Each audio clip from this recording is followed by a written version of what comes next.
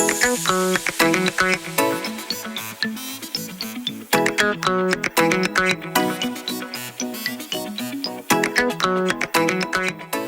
right, let's get this party started, Michelle.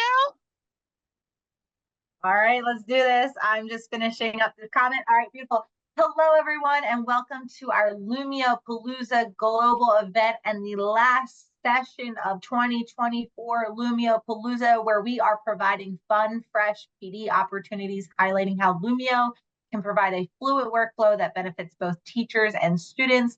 We will show you how to create lessons and activities focused on a variety of topics, including classroom instructional strategies, specifically in history. My name is Michelle Conway-Gray, and I'm a professional development specialist, and I am based in New Jersey. This webinar, Engaging Students in History with Lumio, features Terry Politi, a professional development specialist from Pennsylvania. We encourage participation. If you have any questions, please ask them in the chat box during the presentation. Myself and Paris were both in this chat today answering questions for everyone. We will either integrate them into the flow if it makes sense in Terry's flow, or hold them to be answered at the end during our Q&A period. We will be also sharing resources from today's webinar in the chat. Also, for participating today, a certificate will be provided after you complete a brief survey. Today's session is being recorded, as you already know, and you will receive the recording as well as the file, resources, all the things via email early next week. We would love for you to share what you learned in this last session on social media along with this graphic. Tag Lumio Social and hashtag Lumio Challenge and Lumio Palooza to enter to win a chance to win a gift card. At this point, I'm going to turn things over to my partner in crime, Terry, so that we can dive into today's webinar, Engaging Students in History with Lumio. And I had to laugh, but the chat's gone, but I think it was Odessa. So I am still kicked out of my house from yesterday. After the end of Palooza, I lost the electricity and it's still not back. And Michelle and I are about to get more storms now, and we're waiting to see which one of us gets kicked off first. So we're all in the same boat, but I am excited to see that we have 25 people in this room with us right now and ready to look at some stuff in history. All right, I'm going to ask you to join my class first. Michelle is going to stick that in the chat. A couple of things to take note of when she does. I want to point out one thing that came in May that I absolutely love, especially for secondary people. You now can put this little show class ID at the bottom, and it will hang there the whole time. If a kid says it's too small for me to see when they come in late, you just click on it, and then it pops up, and then it's gone again. So I don't have to go looking for it again. But that little ID will just hang out there the whole time if you want it to. So I love that. But Michelle also put in the chat the link. So I'd love for you guys to play along with me. So you can try some of the activity and make some comments about what you like, what you might change. And history is a large swath there. So how might you do something just a tad bit different with what history, we have people that teach American, European, geography. So there's a lot of Old Eastern history. So there's a lot of different types. So I'd love for you to say, oh, I could use that with mine. So our first activity is a handout. So I want you to actually do the handout, but if you click on start, once you see it, I can tell who's already in. And thank you, Audrey, Bill, Brandy. Oop, you went too fast. George, Leslie, Richard, Thompson, Tyler. Might have missed somebody in there. Sorry for already clicking in. I can see the rest of you are clicking in. Click start. I'm going to show you my particular one first so that anybody who is new to Lumio knows the tools. So the first tool is the finger tool that moves stuff around. Second tool is the pen tool. I'm going to tell you, I never use the pen tool. I use the highlighter tool, though, because I can't write with a trackpad, and I find kids can't either. They had touch. That would be great. But the highlighter tool is kind of nice. So I could actually highlight things inside of what I'm trying to do. Except for I probably should pick a thicker highlighter if I'm actually trying to highlight conflict or compromise. All right. So that's the highlighter pen tool. There is the eraser tool that will erase any ink or highlighter. There is the next tool, which is your gallery tool. So as you're thinking about some of these, some of you might be better with pictures. So you have your stickers, shapes, but probably here's the tool you would use inside of here for this particular activity, which is a image search. You can upload images or I can add images. So if I think about conflict, what conflict might I put in? You could put something in there. Just saying, probably wouldn't type the word conflict. I'd type a specific one if I'm looking for one. But that is the image tool. You have the text tool, which is probably what most of you are going to use. Click on the A tool, click once on here. And what conflict, write an example of a conflict and or a compromise that you have experienced and or one from history. And this is how I'm going to open up the lesson today. So I'm going to give you a minute or so just to type something in there. And while I'm doing that, if you're having trouble getting into my Lumio classroom, please let Michelle or Paris know in the chat and they'd be glad to help you.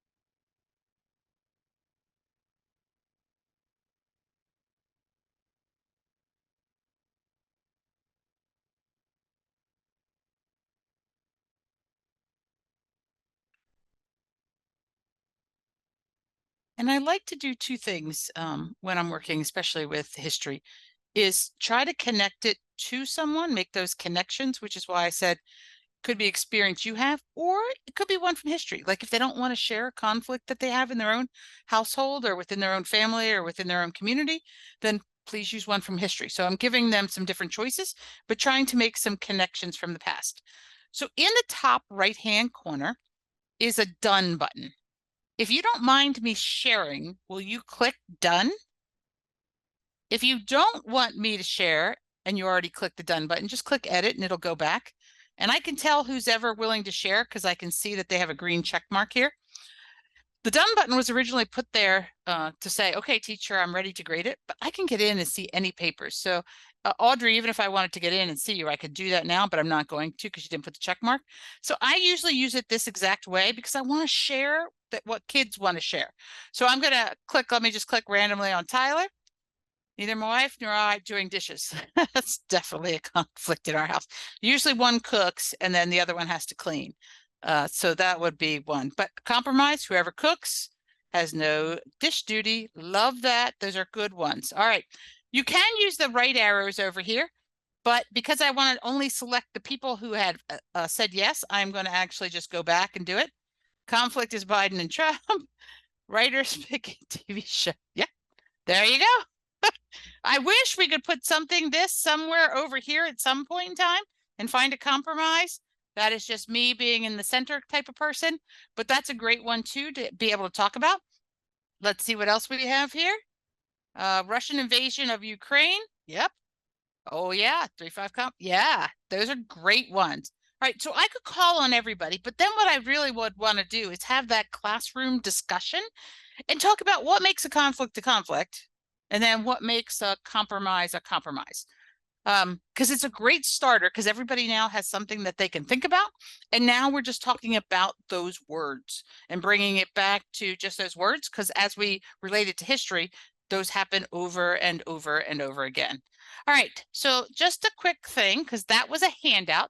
So everybody did their own. So everybody was responsible for their own.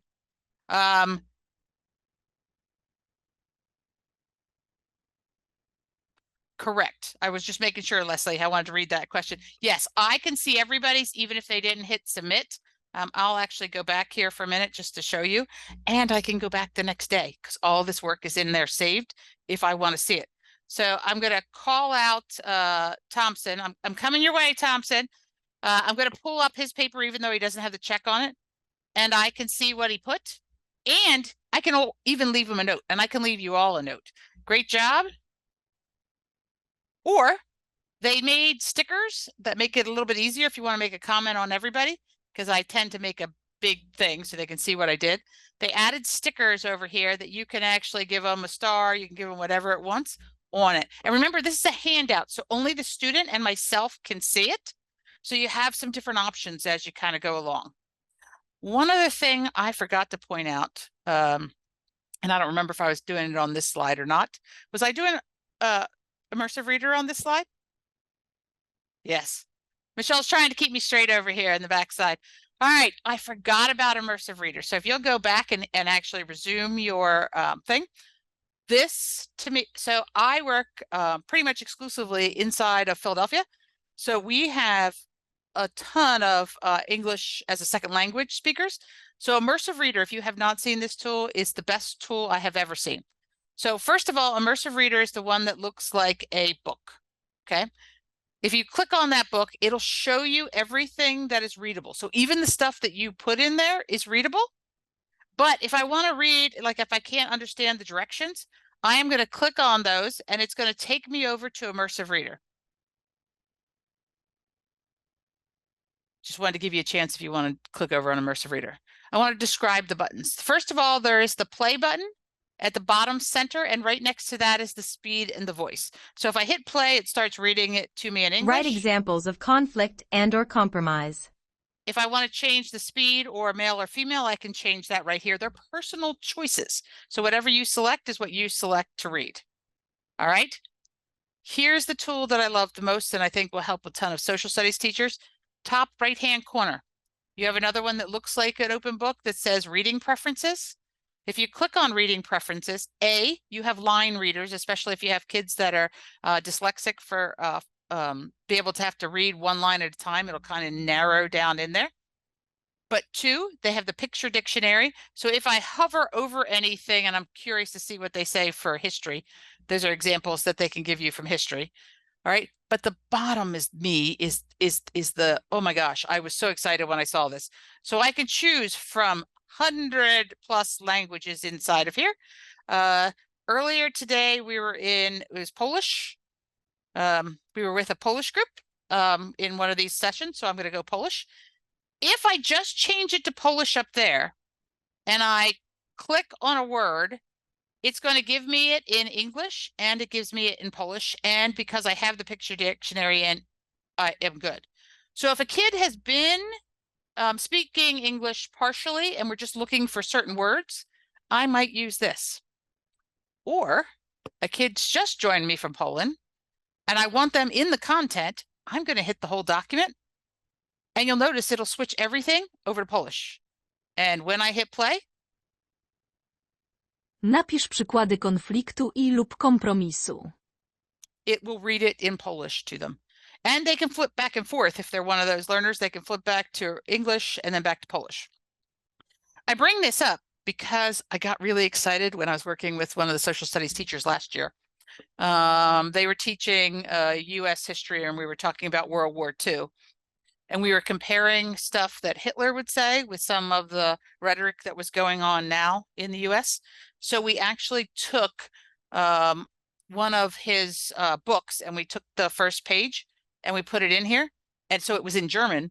So kids had to translate it over to English, but they got to see the primary source document of what it looked like. So it was a great way. And then we tied it in, like I said, to what was happening today, the rhetoric that he was speaking versus the rhetoric that others were speaking, and trying to find that conflict and compromise. I absolutely love immersive reader. Think it helps so many kids access your content. Because sometimes it's just a reading or the language barrier from one subject to another, that this just makes it perfect. Love that, Tyler. All right, when you're done, you arrow back so you're back on the page. And before I leave this page again, did I forget anything else for this page, Michelle? You have to understand, we're going on day 2. There's lack of sleep. There's storms we're worried about. It is what it is. All right, then let's go on to the next one. This is one of my favorite activities, and I'm going to make it a whole class whiteboard. So it's already a whole class whiteboard, so I'm going to ask you all just to click on it. But I am going to pause it up here before you all get too crazy, because that's like my, hey, eyes on me. I need to explain the directions kind of thing, and I can toggle that toggle in the top right of the teacher's page, not on your page, on the teacher's page, on and off. So what I want is really some discourse going on with my kids. And I don't know what the outcome's going to be, but that's okay, because I want the discourse happening between the subjects that are hot right now in Philly. So what we did is we asked the kids to vote for 3 different ones of these, which ones that they think matter most. And we could do it with this next current election. Out of the 8 things here, you can vote for 3. So you're going to grab a green check, and I'm going to make this the first one. Then you're going to add a green check and put it in another one. So you need to do it to 3 different ones. So I'm going to turn this back on, and I'm going to ask you all to vote. So grab a green check on your side and tell me what you think are the 3 most important things in the election for you coming up.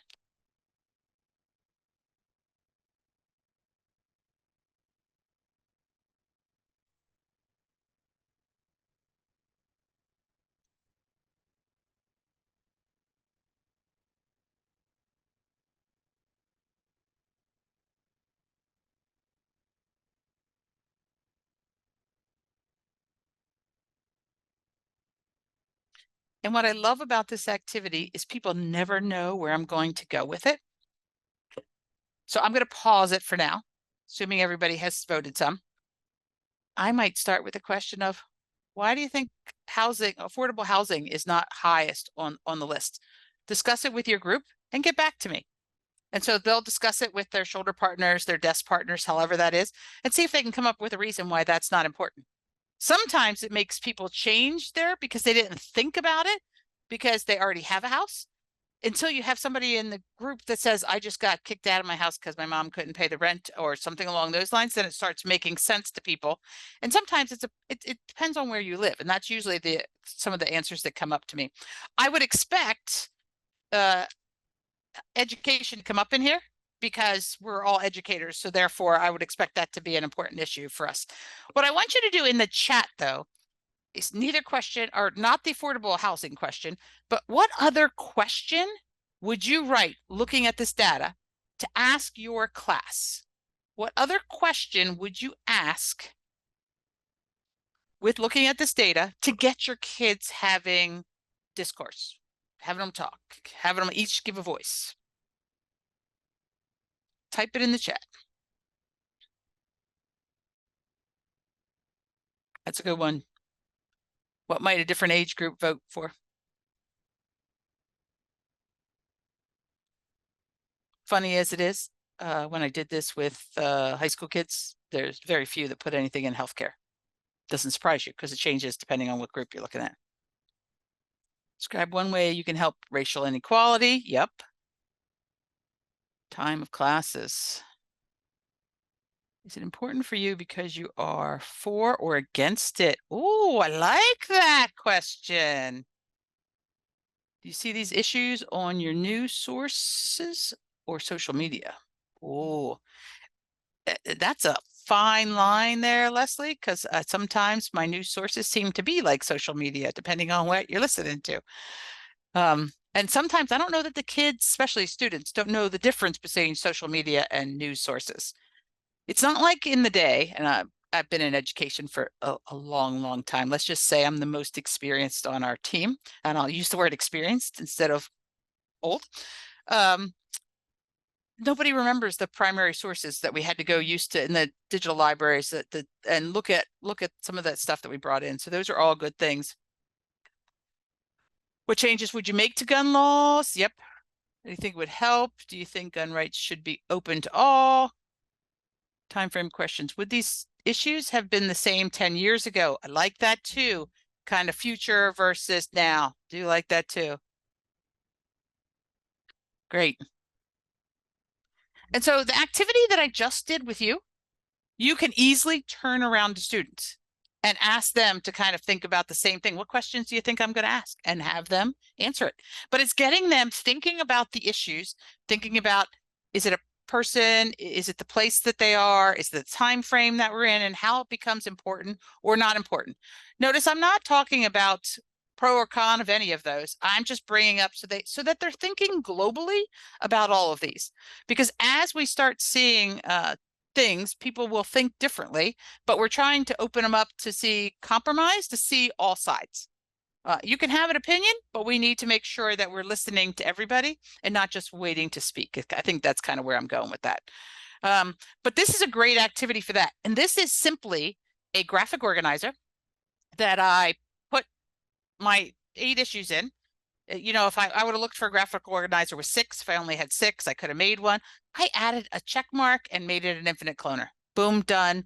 And I could spend a good 30, 40 minutes in here without doing much of anything because the kids are now talking, and I gave them voice, that's the check marks, and then they turn around and give us the discourse.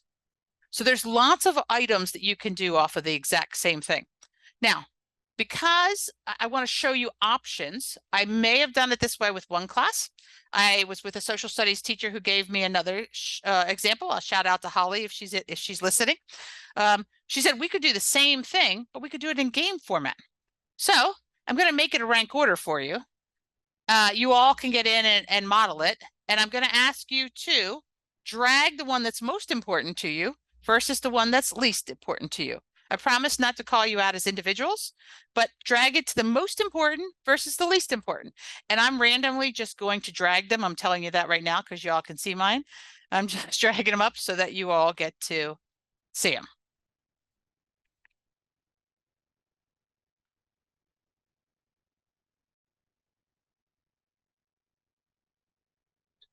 Now, this was a rank order that I did not have anything right or wrong, because most people think history, oh, I could use this rank order. What came first? What came last? You could.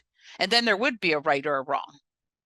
But if I have just opinions now the kids have had time to think and they've been able to put their opinions where they want to. So there's some thought process there. These are, again, easy to make, and I'm done. I am going to show you rank order the other side because I can see all the data. I could see it later. I could see it today. I'm going to go over to view progress, and I don't see anybody has started it yet. Now, I don't know that we're having bad internet right now, which could actually be the issue. I'm going to refresh this page and see if it comes back for me. It might blink on you all.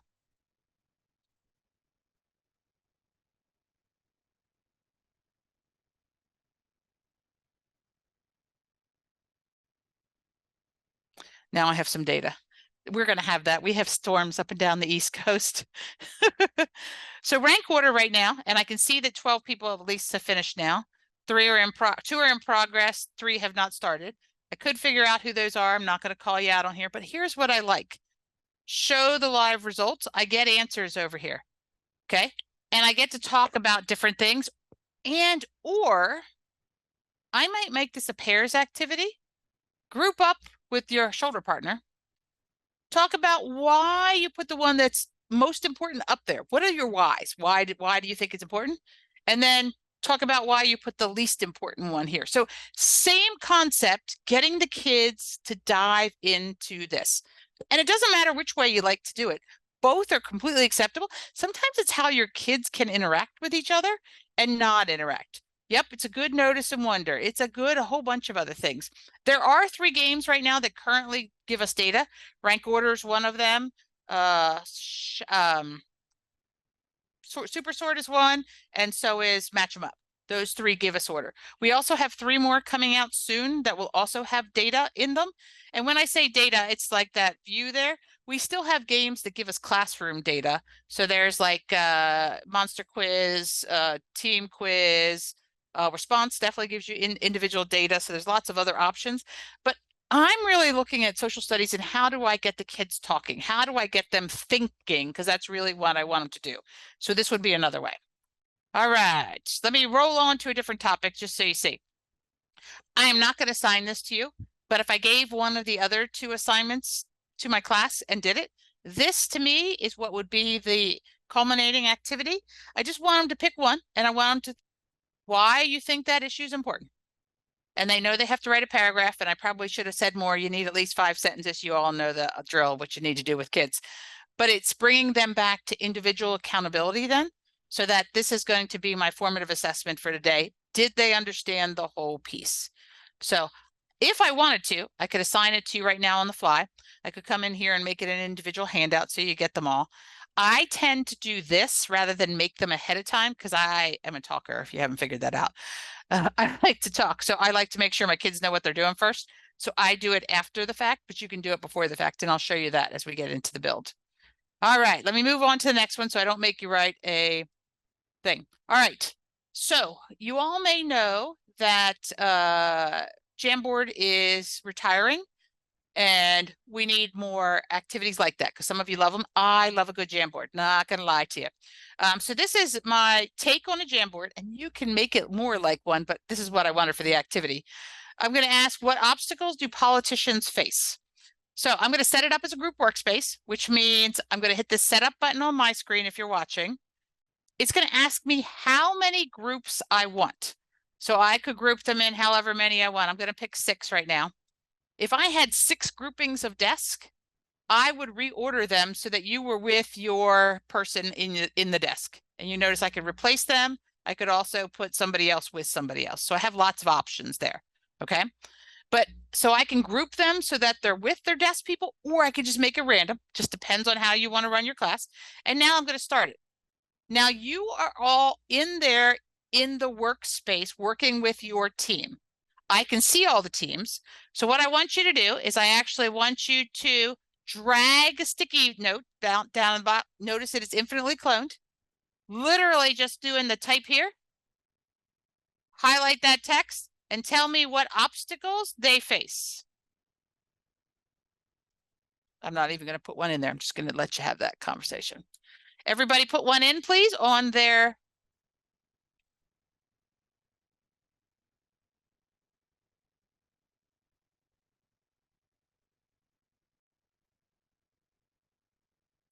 And Amy, that's a good question. Right now, I cannot set the groups up ahead of time, but I happen to know that in request a feature, there is a place for you to vote for that because I think Michelle and I would be quite happy if I could set these up ahead of time, these groups. So the more people that vote for things inside of Lumio, that's where the engineers go first. So Michelle, if I don't remember, remind me to hit where they can look for features. Yeah, I'll be honest, totally misread Amy's question. I thought she was just talking about the whole class way forward and it's or the space, not the group workspace. So continue on. Continue on. Sorry, Last I think I answered it right. You did for sure. All right, Amy. So Amy, right now I have team 1 up. Let me come up here. So there are 6 teams here. Okay, so I only have team 1 up. I can go to each team. I'm going over to yours right now. Okay. I can also go from team to team over here. I am going to actually click on somebody's and I can tell who actually contributed this to me. So this was Dorothy. Okay, so I can tell who did it just so I can check the box to it because it's a group workspace and I can't tell who's doing all the work. So I can click on the items though and find out who did what. Now, if Amy's a part of this group, she will never see the other groups because it's a group workspace and that's where the group gets to work. But it's another great way for kids to put their voice down and then be able to talk about discourse and talk about some different things and bring up some of those topics. Because I think sometimes we get so involved in the facts that sometimes we forget that there's a reason for them and the kids need to understand some of that reasoning behind it. So this kind of gets them talking and thinking about other things, plus trying to make it more personal to them, I think helps also. So my take on, if you like a Jamboard kind of activity, I could have made this any kind of sticky note I wanted. I just preferred the one I did. And you can make it a whole class whiteboard, a handout, however you like to handle those things. Michelle, did I miss anything on this one? All right, let me go on. All right, another game because I like the games. This one is, and you know, people tell me all the time high school kids don't like games. I am like, I don't know what high school class you've been in, but as long as you're making it engaging about what they're doing and you're giving them credit, giving them high five, whatever, they're into it. So this is a match them up. So we're going to model this activity. I'm going to ask you each to play along with me on this one. Made it a social studies one. Also, all of these things were done with pictures, even the text, because you'll see in the bottom right-hand corner of each one, a little blue box. The little blue box, if you click on it, will make it larger. I do tend to find when I use text, especially if it's a little longer, I need to make it so that it can blow up, especially because most of our kids are using a Chromebook, which is like an 11-inch screen. So this makes it a little bit easier for them. So I want you to match the face with some statement over here.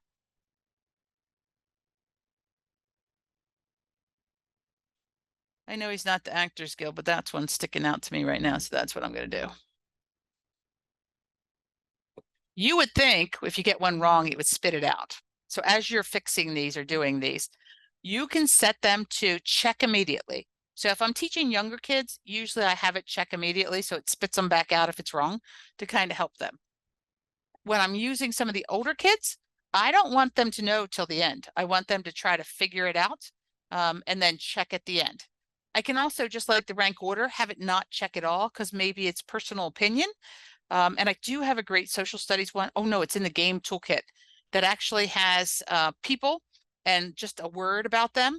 And some people will say, oh, that word can match so many different people in history. Yeah, it can, but look at what's the best one. But it's a great for discussion kind of activity. So there's just some great things.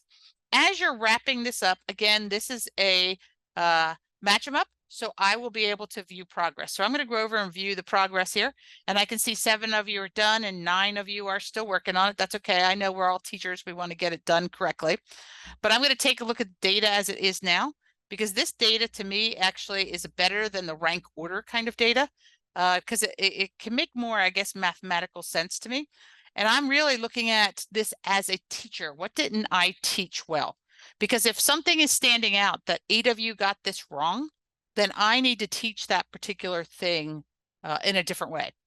I see, though, that most of you are which one you're getting incorrect and which ones you're getting correct. Oh, everybody's good with Abraham Lincoln. Everybody's good with JFK. And then I see a couple of trends where they're getting it to be a little bit less. Now, that's only 1 point less right now, so it's not much. But you all know how you look at data, and you can see the data and see how you're doing as a class. So I consider this page my data. How well did I do? If I want to see student progress, I can come over here and see each student. And I'm going to show it to you just so that you can see it real quick. You can pull up each kid. You can see if they got them wrong or right. And I can see how fast they did it. The fast thing is always fun with kids because I'm like, dude, you spent 3 seconds on that. You just totally guessed. I don't need to see your data. But other kids who you see maybe took 2 or 3 minutes and got them all right. You're seeing, sometimes it does pay to think about things before just matching them. So this is a match them up, but it's getting them thinking. It's getting those kids who, aren't going to write a lot of notes, but maybe them seeing pictures of things and blending in some of those time periods with statements, just to kind of like review, preview, and where am I at right now, being able to combine some of history. Michelle, am I missing anything in the chat? Nothing in the chat. All right. So match them up is another great game. I will show you how to build one when we're in the building stage, just so that you can kind of see how quickly those builds are. All right. Same concept. This one has audio in it. I added instructional audio. So if you click in the top right-hand corner, it will play for you. Pick 2 of the presidents. You can delete the others. Put 1 in the green circle and 1 in the blue circle. And then show me. Still working with the president because I wanted to show you some different features, because every kid, every class does not learn the same way. But maybe this is a better activity for you to be able to compare and contrast some presidents. I also wanted to show you the instructional audio, because you can record up to 5 minutes on every single page that just plays just like that is. And because I love to give secrets away, the student being able to add audio is coming soon. And that is, to me, is going to be huge, because some kids may not be able to type it, but they can talk it, it shows me that they understand the concept. Anyway, the directions, I'm going to turn this on the fly to a handout real quick for you all, so you all can just mess with the page just for a minute. Hit handout. I want you to take note on this page. I just used the Venn diagram graphic organizer that's already in there. It is locked. You cannot move that Venn diagram at all. You can't unlock what I've locked as a teacher. Okay. But you will notice that each of the presidents is not locked because I wanted them to have the ability to pull in two different presidents and be able to compare and contrast those inside a Venn diagram. So locking and unlocking, another feature you can use, but the choice for me is kind of good because the discussion after they're done creating these Venn diagrams for me is a awesome gallery walk in front of my classroom where I'm talking about all the different comparisons. Because one person could have compared Reagan to Lincoln. Another one could have put up, oh, let's put up FDR and try to get those comparisons. Oh, wait a second. What would happen if I had a three-way Venn diagram and added Lincoln on top, which you can. Those are all choices that are kind of cool.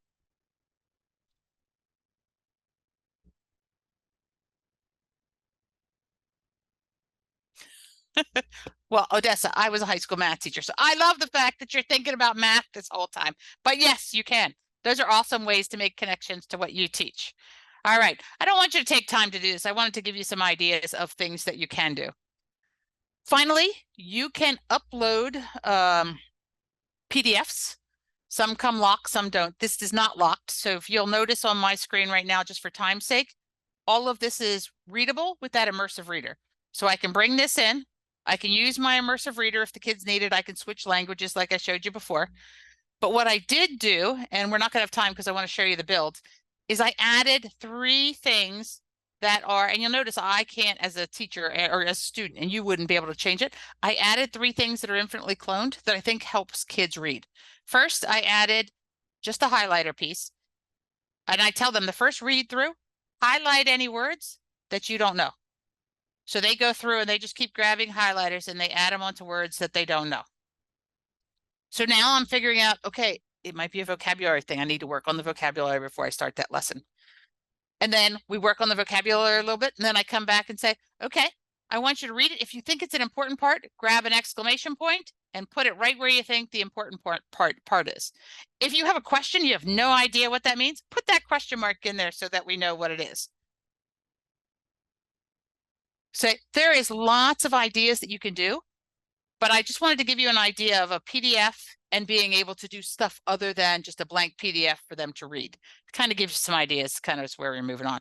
All right, I want to get into the build time, so let me end this lesson. So if you all leave, go up to the 3 lines in the top left-hand corner. I am going to go back to my Lumio homepage.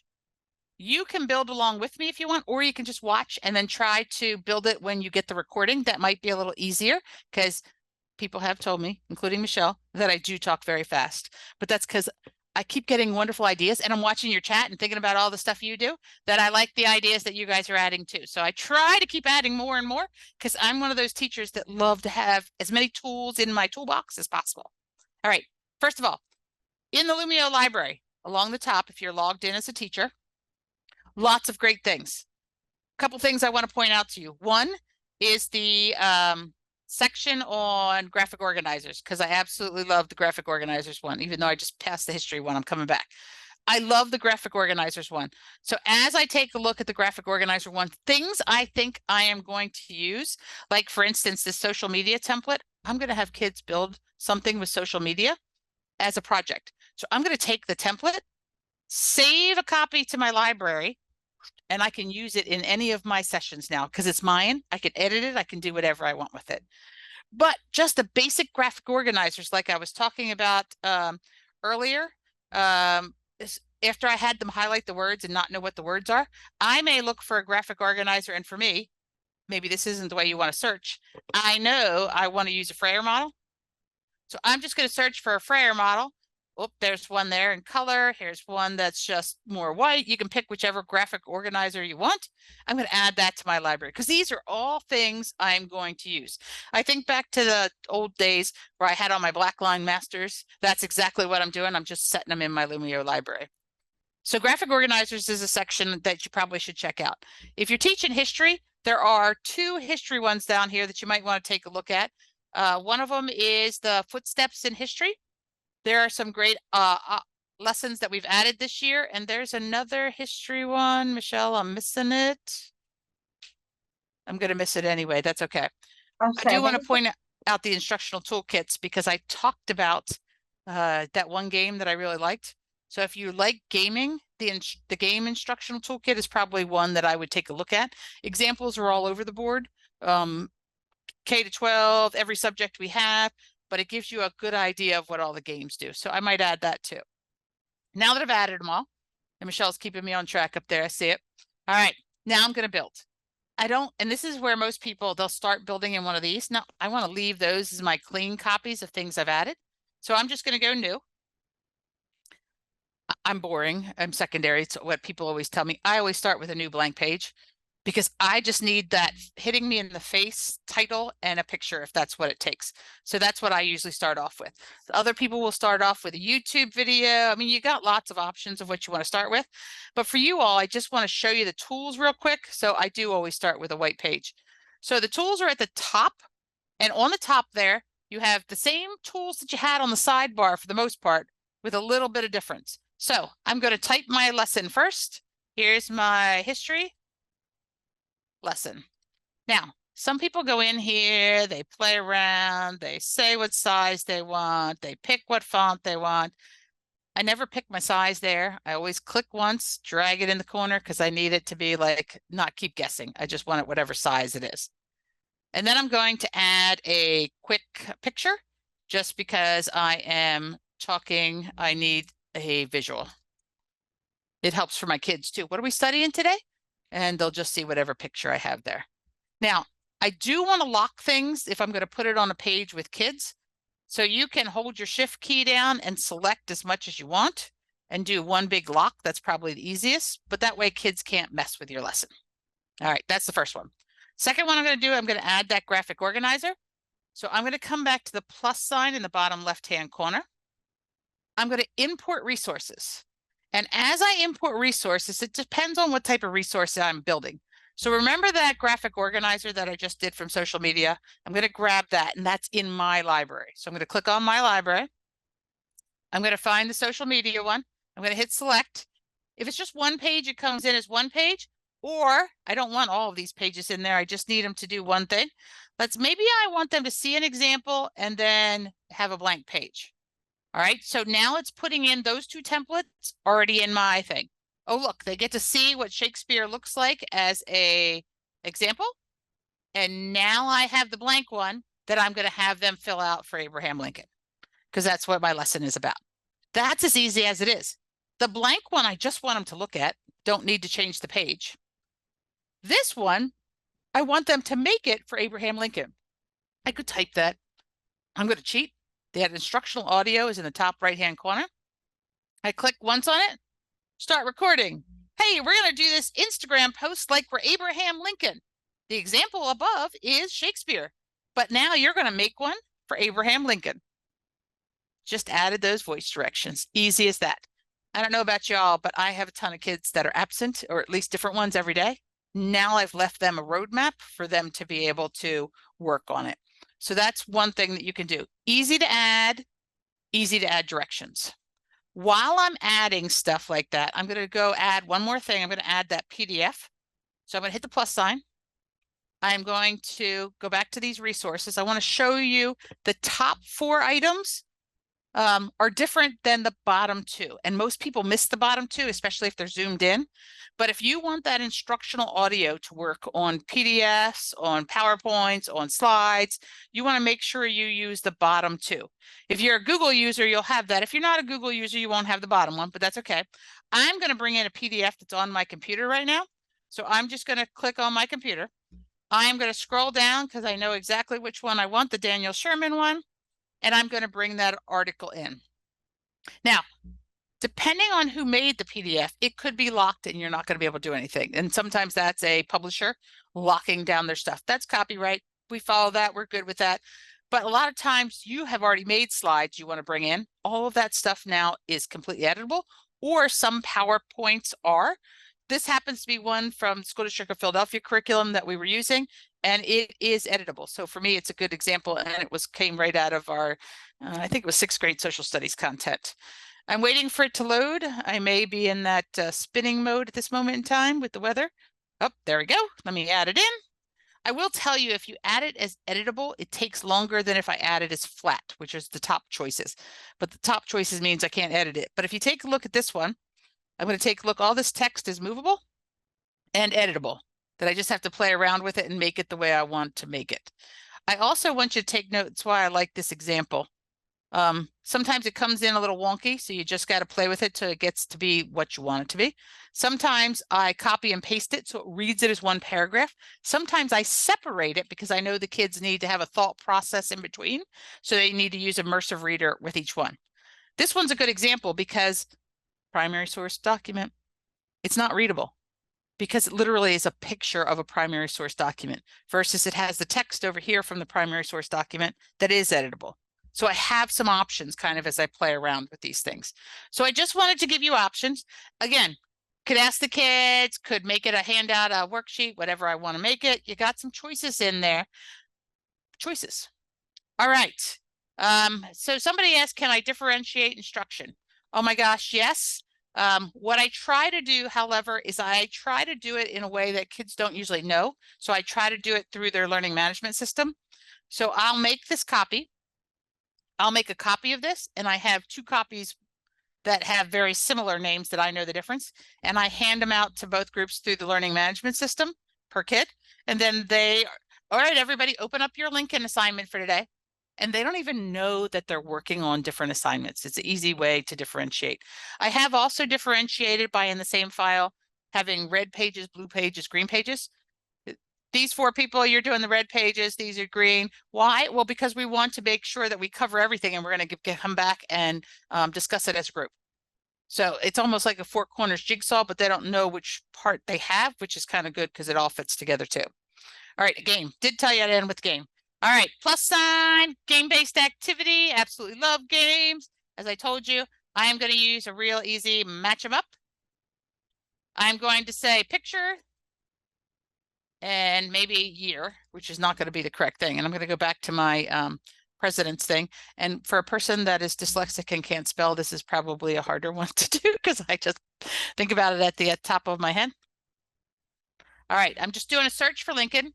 It's going to find my picture of Lincoln, bring it up. All right, there's one of my choices. I have no idea what year he was in there, so I am just going to say 1800, and I know that's wrong, so you guys are just going to have to go with me on that one. Again, I would put in another one. I'm sure.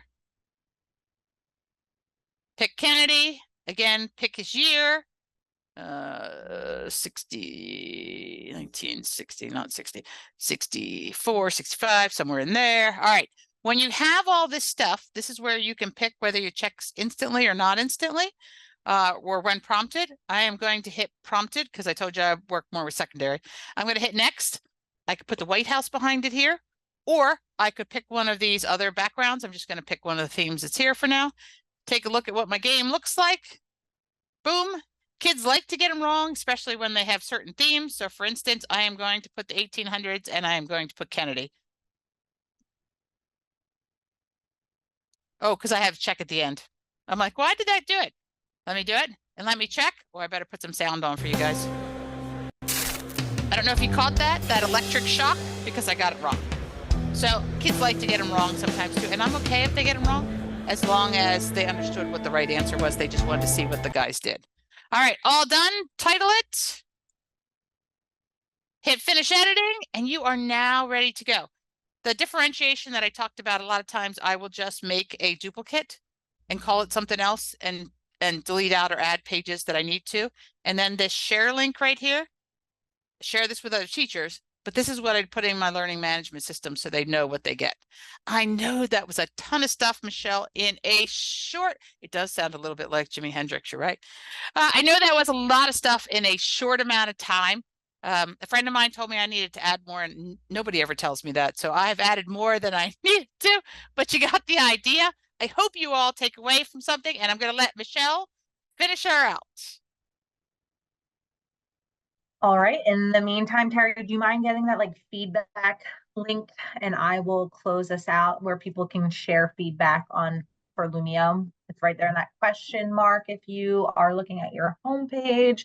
But let me find my script here. Here we go.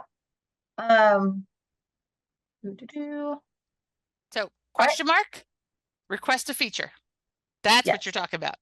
Yep. And then like if you want to give feedback on like a current feature, that would be like the provide a feedback. But if you're looking for like a new one, you can do that other one. Yeah. Well, this one, as soon as you start typing, like I want to do, somebody said group workspaces ahead of time. See if there's Yeah. something similar to that that comes up. Size somebody else wants to, copy and paste, asynchronous workspace. I don't know that I see any yet that fit my category, but when I see one that hits my category, I can click on it and actually just vote on it. And the ones that get the most votes work. And if they don't have that, you can always come back up here and say, post a new idea and start a new revolution and get your friends to do it too. Because if they vote for it, there we go. It starts pumping it up. And then one more question before we completely wrap up. Does the share link present different links for different, I'm assuming they meant lessons because we don't really have class folders. Yeah, so that share link back there, this share link looks similar, but each copy would have its own share link. So like this looks very similar. So I copy it, put it in my learning management system. If this was the second copy over here, same thing. It looks exactly the same. Kids are never going to notice the difference between the letters and numbers at the end. Yeah. And yes, we probably need a whole session on just what is in the library because, Yeah. oh my God, there is some great stuff in there. I barely hit that. We probably could have done a whole session just on the history of what is in the Lumio library in history. Literally. And if you've been around long enough, you know it used to be called Smart Exchange. So now it's called Lumio Library. So there's still some good stuff back there for my smart notebook users. There's some things back there, but yeah, there's our Lumio Library. Well, Terry, the final time, let's do this. So obviously I will pause just in case there is any last minute questions. If not, I'm going to put global communities at smarttech.com. Pop any question over to us.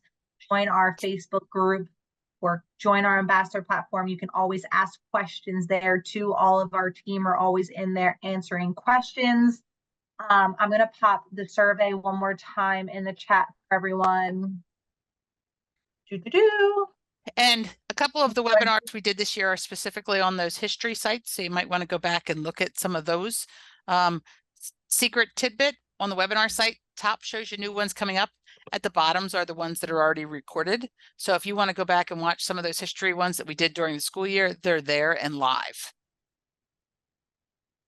Beautiful. So some of the resources that Terry has up there, I just want to call out real quick. All of our Lumio Palooza sessions will be in the Lumio Academy. So if you didn't get to go to some of the same ones at the same hour, go into the Lumio Academy, watch the recording, gain the certificates, maybe go back to a Lumio recording. It will also be on our landing page for Palooza.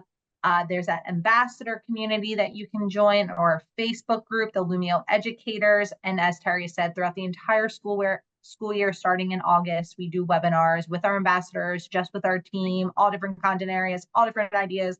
And that's that. That's that on that. And also follow Lumio at all social platforms to learn new ways of how to use Lumio. So and make sure you mark it up so that you could possibly win that gift card. Yes, yes, yes. And I dropped the Lumio survey in the chat. But here we go.